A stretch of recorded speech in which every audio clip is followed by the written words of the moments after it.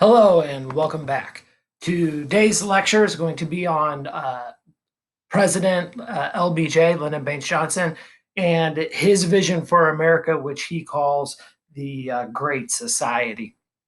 A couple things about Johnson. So Johnson was the vice president to JFK, kind of, as far as background goes, the polar opposite of JFK. JFK was young, came from a rich East Coast family, was surrounded themselves with musicians and movie stars, and just was this young kind of wildly popular as far as pop culture goes anyway, president. Well, when he dies, LBJ's, the takes over and he's the opposite. He's, comes from a humble background. He was a teacher in Texas before he got involved in politics. He was an acolyte of FDR. He will become a congressman and then senator, where he becomes like one of the best legislators in American history. That doesn't mean that I'm saying that he passed all these great laws. Some laws he passed were good, some weren't. That's every politician. But he becomes one of the best at getting laws passed. And so that's going to be important when he becomes president because he's going to accomplish much more than JFK. JFK's reputation is because of his assassination and, the way that Jackie Kennedy kind of built up the myth of the family. JFK gets really remembered as this great president, whereas his track record's not so great, foreign policy and domestic. LBJ, on the other hand, is going to pass just tremendous amounts of legislation comparable to FDR. So LBJ really kind of learns the ropes of politics from FDR. He's an acolyte of the New Deal. He saw that the government can play a larger role in the economy, and he's going to want to do that as well. And so, you have Kennedy, who is this, very eloquent East Coast rich kid, and then you've got Johnson, the Southern Democrat from Texas, kind of homespun, maybe not so eloquent, but understands the nuts and bolts, is willing to work very hard, and that's kind of going to be the staple of his administration. So, right when JFK dies, LBJ takes over, and he really wants to build on JFK's policies.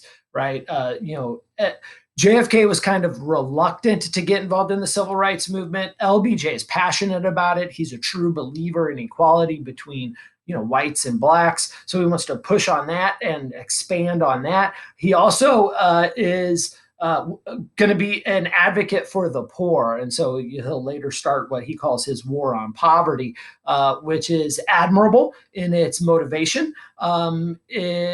It's going to do some things that initially seem really great for poverty in America, but its goal ultimately will be to end poverty. We'll talk about how just philosophically that just doesn't make sense.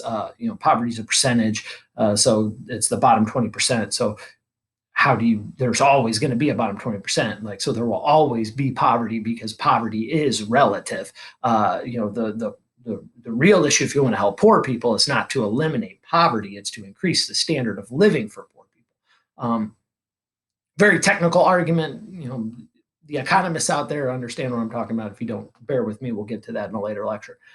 So he wants to expand on JFK's policy, and really wants to focus on domestic policy, mostly poverty is where he wants to focus his attention. Now, eventually, because this is happening during the Cold War, Kennedy had started the escalation in Vietnam.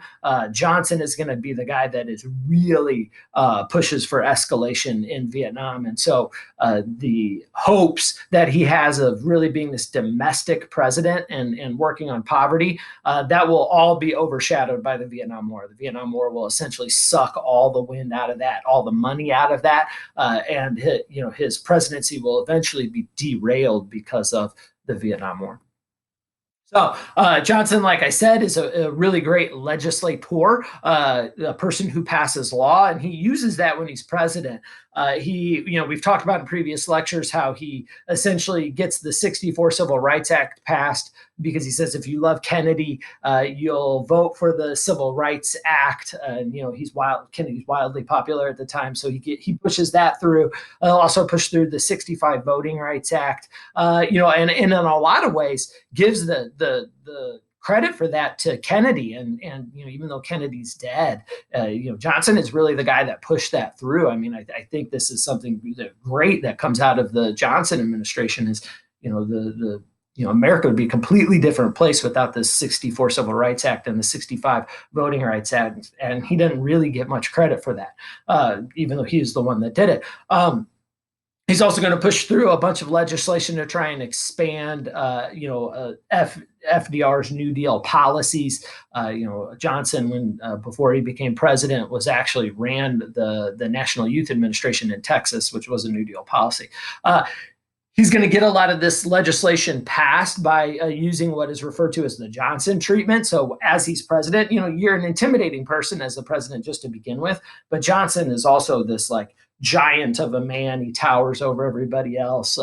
He's loud, outspoken, gregarious, and he'll pull in. This picture here is an example of the Johnson treatment. This is clearly a set up photo, but that's what Johnson would do. He would essentially just dominate congressmen and senators that were reluctant to vote his way, bring him into the Oval Office and just use his stature to get up in their face and just browbeat them until they capitulated and gave him what he wanted. And so he is, like I said before, I mean, he's going to be one of the most prolific presidents when it comes to getting laws passed.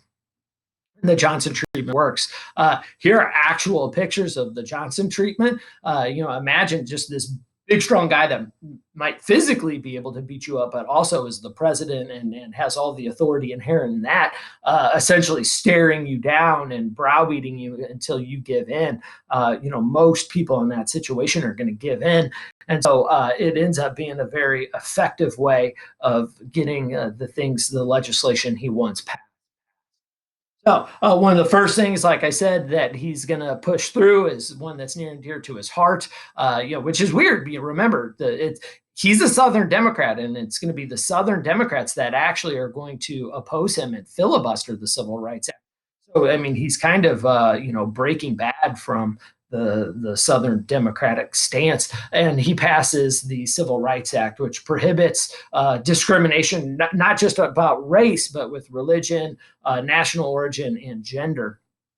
And then creates the EEOC, which is the Equal Employment Opportunity Commission, which essentially is a part of the government that will enforce violation. If you violate, it will enforce the law. So if you violate this law, they're the ones that'll come in and sue you or fine the business that won't hire somebody because they're a woman or because they're black, or won't provide the same opportunities for promotion because you're a woman or black. You go to the EOC and they'll come after.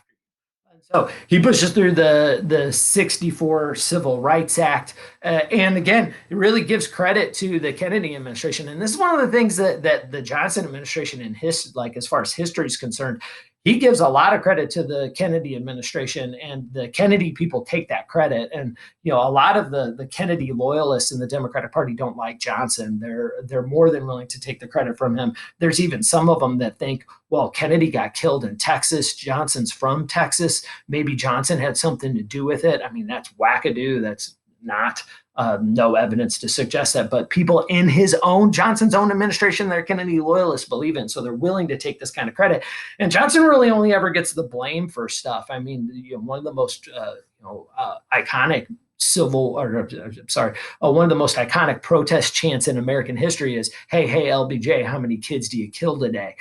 In reference to the Vietnam War. And that's kind of what he gets remembered for, and not being remembered for the Civil Rights Act of '64. The other thing that the Civil Rights Act of '64 is really impressive about LBJ is he walked across the aisle to get this thing passed, right? I mean, it was, it was Republicans in the House of Representatives that are, going to be one of his main allies to get this passed. And so he's a Democrat, and he, really worked with Republicans in Congress to get this passed, which is something, modern day, looking at 2020, Republicans and Democrats really haven't worked together politically on anything substantial in quite some time. So LBJ was able to get that accomplished. He also, before we move on to the war on poverty, he also was able to push through the 65 Voting Rights Act, which got rid of poll taxes and literacy tests and allowed more African Americans to participate politically in the South. And so that's important too. His next big focus is on the war on poverty, which essentially was the goal was to eliminate poverty completely, get rid of the poor people. Now, talk to any economist about that. That goal, that's not realistic because of the way we define poverty. But Johnson really was trying to make it to where there were no more poor people. But the problem is we define poverty as a percentage. It's the bottom 20%, and so basically the bottom 20%. Different countries define it differently, different economists define it differently, but essentially the bottom 20%. And so, you can make the bottom 20% millionaires, and, if everybody else is making more money and the bottom 20% all have $1 million worth of wealth, they're still the bottom 20%, which means they're still poor. Well, how bad are their lives? Not really that bad. And so the war on poverty as an actual goal is just, it's not feasible, it's not possible, it's you just can't execute that. The idea of helping poor people, on the other hand, is admirable, right? And something that we need to do, and so that's really not eliminating poverty, it's increasing the standard of living for poor people, so their lives are better, more fulfilled, healthier, and that, giving them the opportunity to, move out of poverty into the middle class, or, just increase their standard of living as much as possible. So to do this, he's going to pass a law called the Economic Opportunity Act, which is going to try to attack poverty at its root. And so there's lots of research being done on what is it that is causing poverty. And so the research is, really kind of clear on this. We've got people that, and Johnson knows what the problem is, that the people that are in that bottom 20% or so, 20, 24, 25%, we're having difficulties with long-term planning, right? And so it's saving money and not spending it as soon as you get it. It's valuing education, which is a long-term goal, right? You've got to make lots of sacrifices for the early part of your life, the first 20% of your life, to have that payoff later on down the road. And so Johnson recognizes this. And so he really sees kind of the key to helping poor people. And this is true, that you have to help with long-term planning. You have to help them save money. And so, one way you can do that is kind of force it through Social Security. And so he's going to be an advocate of Social Security. You have the government take the money from them and hold it for them so they can't spend it. And then the government gives it back to them when they retire. That's one way to do it. That'll have long-term ramifications later. We've talked about Social Security. Social Security is in trouble today because the government took that money and then spent it, and now it's not there to pay it back to them. So there's a problem with Social Security, but the idea is relatively, relatively sound. And so, that's one of the, ways you can help poor people with long-term planning. The second thing is education. And so he's going to dump all kinds of money into education to try and make sure, he's going to create Head Start, like, one of the things we know is middle class and upper class families, their kids have a head start when it comes to vocabulary. They're surrounded by books. Their parents read to them at night. Their parents force them to read on a daily basis. There's an absolute direct correlation between the number of words you have read in your lifetime and your economic success. And so, one of the ways that Johnson administration wants to help poor people is, get their kids into school earlier. That does really a couple things. One, it helps get them an education at a very young age, exposes them, trying to get the vocabulary to catch up to middle class and, the rich kids' vocabulary. So, it's the education portion of it. The other part of it is when you put your kid in school, guess what that allows to happen for the parents, right? Work, right? It's a free babysitter. And so that helps. Now, subsequently, the research on Head Start, generally speaking, it works for the first few years of a kid's education, but generally the knowledge gained from Head Start disappears. I believe the last thing I read was around the third grade for most Head Start kids. And again, it boils down to what's happening at home, right? The kids that are exposed to education at home end up having a long-term advantage within the education system. And so, Johnson's trying to help there. He wants small business loans, job training. He's going to create programs like Vista, which Vista is like the Peace Corps, but here at home. And so the idea is take some of those elite kids, the rich middle-class kids, highly educated kids, send them into impoverished areas in America, help tutor or volunteer within those communities to help give those poor communities all the resources that they're going to need to excel. Head Start, we've already talked about, and then Job Corps, which is a placement program. I think we see today, we really see that if you're middle class or rich, you have more exposure to getting a good job because your families are more well connected than poor families. The internet is helping to take care of that today, but back in the 60s, no internet, right? And so if you want to get a job, the Job Corps will help train you and place you in jobs where, because poor people just don't have connections with those people. I mean, almost every job I've ever gotten as an adult, I knew somebody at the place I was getting employed that helped me get that job. And so, it's a pretty big advantage that people, families that have already made it in the system have over families that don't. And so the Job Corps is going to help to do that.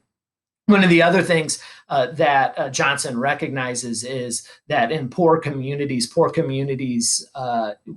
there's a lot of single parent households, and Johnson is going to try to remedy that, right? He's going to try to help promote the idea through housing and things like that, if you're a single parent raising kids, it life is just dramatically harder for you, and the odds that your kid is going to live in poverty dramatically increase.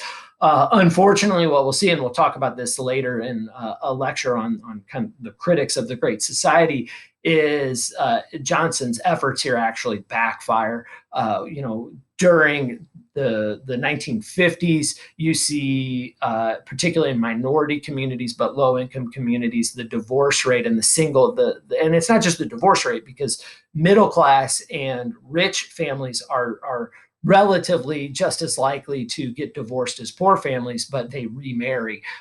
In poor communities, and unfortunately, the African American community is, suffering from this the most. Is you don't see, if you see the divorce, you don't see the remarriage, or you don't see the marriage at all, and that it makes it very hard to escape poverty, because if you want to own a home, and today that home costs $250,000, one income is very difficult to do that, and you need two incomes. And so if you don't own a home, that's how you become middle class, right? That's where most of the middle class wealth is saved. It's in the value of their home, and it's very hard to do that with just one income.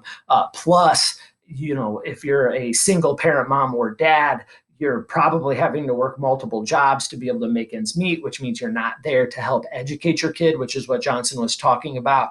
That the advantage that the middle class has is there's generally speaking somebody home to make sure that the kid is doing the homework, to expose them to education, and keep them out of trouble. The reality is teenagers, doesn't matter rich, poor, white, black, doesn't matter. Teenagers are testing their freedom. They make mistakes and they get themselves in trouble. And if you're a single parent household, with the most loving family, loving mom or most loving dad, the reality is you're probably just not at home enough, and the kid is statistically much less likely to do well in school or to stay out of trouble. And so what we see is a lot of these policies that the war on poverty create. Economists and sociologists really are looking at now and are recognizing that they weren't very effective. In the 1950s, divorce rates and single parent households for African Americans in particular, but people in poverty, actually were relatively close to everybody else's. After the 1960s, we're going to see single parent households in poor communities and African American communities skyrocket. As a matter of fact, today, roughly 80% of African American children are raised in a single parent household. Just there's been all kinds of studies about kids that are raised in single parent households, and how they're less likely to do well in school, and they're more likely to get in legal trouble. It's it's terrible. There's lots of great single moms out there. There's lots of great single dads out there. There's no doubt about that. And I'm not in any way, shape, or form trying to disparage them, but the studies are pretty clear on the subject. So the war on poverty, Johnson makes massive attempts at this, and is going to spend all kinds of money trying to promote these things. And he's going to run into, let me move my screen here. He's going to run into some resistance from a guy by the name of Barry Goldwater. Barry Goldwater will end up becoming the kind of the father of modern conservatism. He's going to, in the election of 64, is going to be telling the country, like, look, and Goldwater, just to lay this out here, Goldwater is very extremely conservative, right? He's not actually representative of the average Republican, like the Senator Rockefeller, for example. But Goldwater is also a terrible politician. I mean, he starts to talk about some of the things that people are starting to recognize today, that Social Security isn't funded properly. It's causing massive debt. And so he's going to call for the elimination of that. He's going to call for getting rid of the TVA. But he doesn't just say, like, look, these things are wildly expensive. We can't afford them anymore. We're selling out our grandkids' futures. He's saying all that.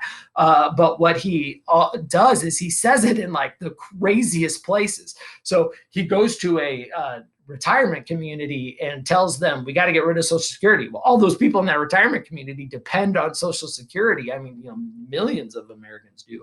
Most of us expect to get Social Security. And so it's not very popular. He goes down to Tennessee and gives a speech about selling off the TVA in communities where the vast majority of people that live there are employed by the TVA. And so Barry Goldwater just gets annihilated by Johnson in the election of 64. So these Great Society, programs are going to, really be far-reaching, and programs trying to help poor people, primarily through education. He's going to give money to schools for textbooks and new facilities and teachers, and trying to make education as important as possible. Remember, he was an educator.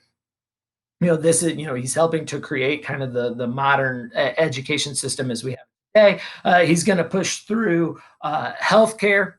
Move the screen again. And so he's going to get Medicare, passed, which is providing hospital insurance to, low income families and to old people. Medicare today is one of the most popular government programs out there. So when you turn 65 and you're probably not working anymore and you don't get your employer's insurance, it is, where are you going to get your insurance? Well, the government's going to provide it. And so the idea is you pay into it your whole career. And then when you're 65, you are able to get that money back through your healthcare. There's going to be critics about this program as well.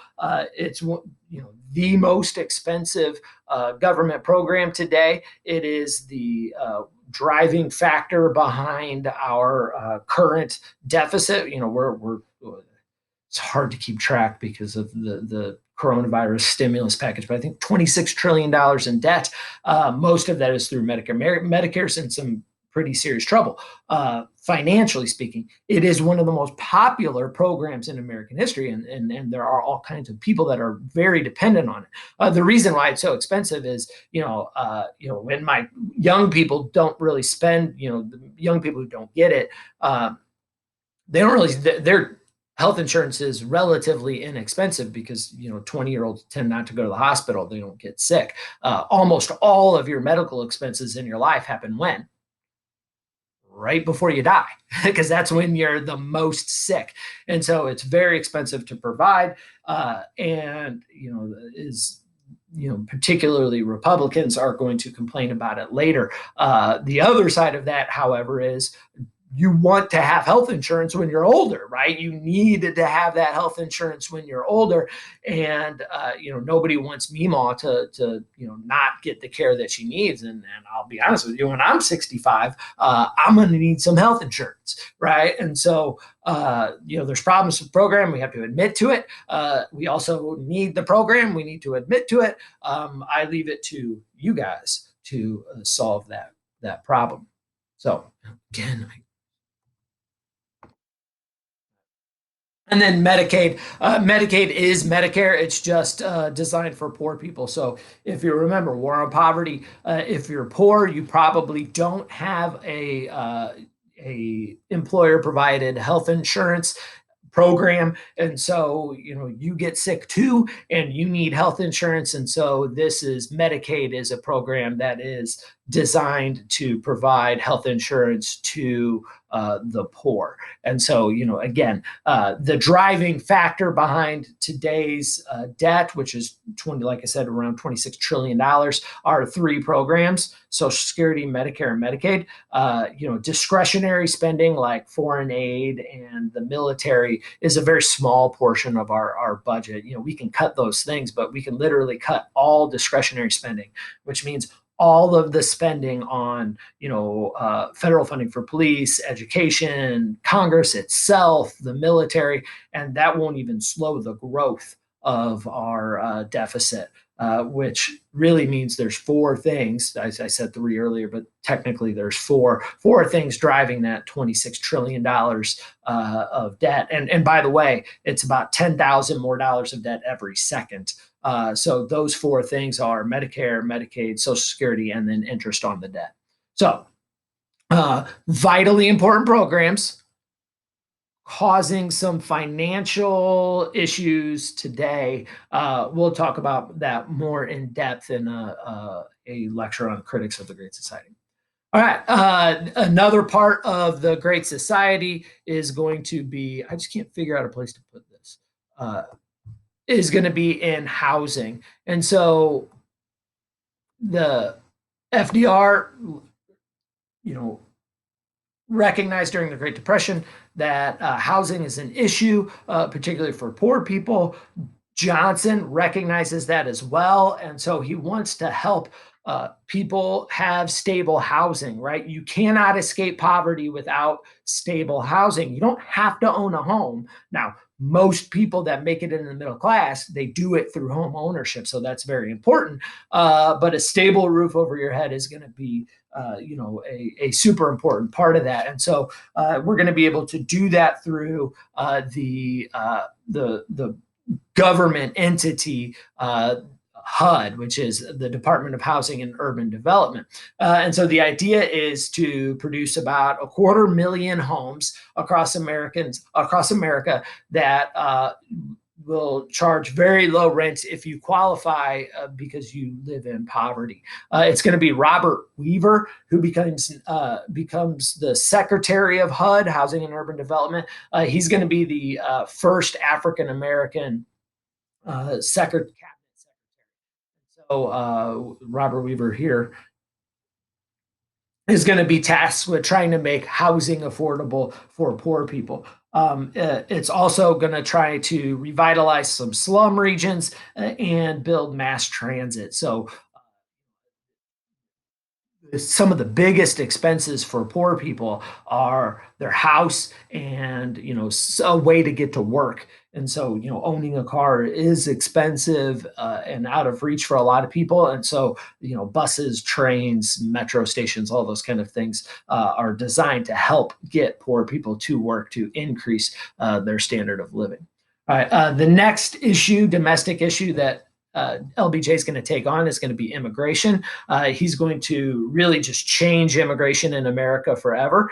He's going to through the Immigration Act of 1965, he's going to end quota laws. And so he's essentially going to open up our borders. And so this is going to allow many Europeans to move in. Remember, we limited European immigration because of the world wars. He's going to open that back up. One of the groups that's going to take massive advantage of this are going to be Asians. We're going to start to see an increase in immigration from Asian countries as well. And just, this general feeling of the economy is good then, which means we need an influx of workers. And the Immigration Act of 1965 is going to help do that.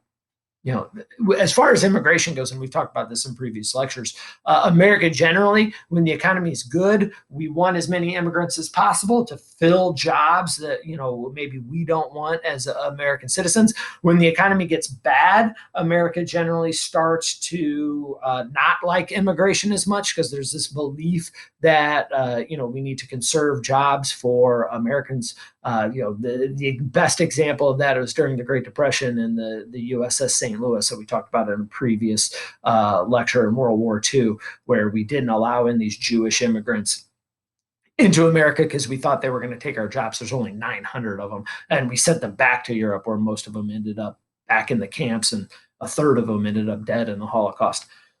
So Johnson's trying to make that right. He's also going to make advances in the environment.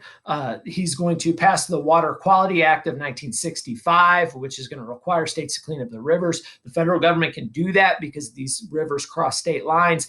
And so there's a book called Silent Spring that is essentially going to expose that these businesses are just dumping waste into the river system. And so the Water Quality Act is going to, set aside millions of acres of land to conservation, 9 million total, and is going to essentially tell the states that they have to pass laws restricting companies and people from polluting in these rivers. We're also going to see a Clean Air Act getting passed as well to try and clean up the air in the cities, and so and limit car emissions. There's also going to be, as part of the Great Society, we're going to see consumer protections. A guy by the name of Ralph Nader writes a book called Unsafe at Any Speed, which is going to be talking about how some car manufacturers have put an engine in the back of a car where we typically see the trunk today, and how rear-ended, the cars are beginning to explode. And so he talks about we need these regulations to standardize car production to make cars safe, and safety standards on highways as well. And so Ralph Nader, who's going to run for president as a third-party candidate on the left multiple times, that book really is going to influence Johnson to make some changes there. We're also going to see additional safety and labeling laws, right? That's just an extension of what Teddy Roosevelt did with the Pure Food and Drug Act, which is, look, we got to make sure that there's some truth in labeling to make sure people understand what they're eating, what they're using to clean their house, and make sure it doesn't hurt them. All right. The last thing we're going to talk about during the domestic side of Johnson administration is going to be the Warren Court, and that's Chief Justice Earl Warren. We talked about him previously during the Kennedy assassination lecture. When Kennedy was assassinated, it was Justice Warren that led the commission looking into that. That commission is widely criticized. It's huge. It's it's just massive. That said Lee Harvey Oswald acted alone. The Warren Court, although Chief Justice Warren is criticized for that report, the Warren Court is going to be one of the most famous courts, and is going to, in the history of the Supreme Court, the Warren Court is going to make some very important decisions. One of them will, be a church and state decision that is going to ban prayer in public schools, and also it's going to ban the idea of loyalty oaths. Right, you can't, the government, that's reminiscent from the McCarthy era. This idea that you have to take an oath of loyalty to your country. It's like, this is democracy. If I don't like my current government, I'm supposed to be able to go in and vote the bums out and completely overturn the government through the democratic process. So tell me I got to be loyal to any particular regime or administration? Get out of here with that. Is essentially what Earl Warren says. But we're also going to see that there's going to be some controversial free speech decisions throughout the Warren Court. But most importantly, we're going to see expansion in due process during the Warren Court. Several cases are going to be just game changers for people who are accused of crimes. One of them is Mapp versus Ohio, where the Supreme Court essentially says if a cop gathered evidence in any kind of illegal manner, right, enters your home without a warrant or whatever, that evidence can't be used against you in court. And so, that's certainly is going to help the rights of the accused. If you find yourself in trial, you know that all the evidence that gets used was obtained illegally, or I'm sorry, legally, not illegally. We're also going to see Miranda versus Arizona. Miranda versus Arizona is essentially a case. So we'll talk about this in much detail in a later lecture. The Miranda versus Arizona case is the cops have to read you your rights, and so they can't. You can't confess to a crime without the cops essentially having to tell you that you don't have to confess to that crime. You can still confess, right? But they essentially have to tell you, look, you've been arrested. Anything you say can and will be used against you in a court of law. You have a right to an attorney. If you can't afford one will be appointed to you, right? So you have to know that you have those rights, so the cops can't trick you into admitting guilt, maybe when you weren't guilty, right? And then the third case, I don't have it on the actual PowerPoint, is going to be Gideon versus Wainwright, and that's the part of Miranda where they say attorney will be provided for you. It's Gideon versus Wainwright where we establish that right. So the Warren Court essentially, helped to solidify those rights. You get an attorney, and if you can't afford one, the state has to pay for one for you. You have to be told about all those rights, and any evidence that gets used against you has to be obtained by the police in a legal fashion. Okay, that sums up the Johnson administration and the Great Society. I think, honestly, the Johnson administration, went further than probably any president, with the exception of FDR, in trying to help the poor. Some of these things are going to be, wildly successful. The education portion of it, for sure, he's going to be promoting those programs, which are going to be helpful. Some of them are going to be, very popular, but are going to be extremely costly, that are going to have some long term ramifications that we don't even know about yet, which are Medicare and Medicaid, right? I mean, very critical programs, but we don't exactly know where they're going to be, 15, 20, 50 years from now. Uh, and there's going to be some programs that are essentially not going to work out so well for the Great Society. So we kind of see a mixed bag there. We are going to see tremendous movement in civil rights during the Johnson administration with the '64 Civil Rights Act and the '65 Voting Rights Act. That essentially will be forgotten about once the Vietnam War starts, because there's a disproportionate number of African Americans serving in Vietnam, which is going to lead to all kinds of racial tension within the country. But I think 64 and 65 were vital for equality for minorities in America. And then we have the Warren Court, which is going to help expand rights and protections for the average person.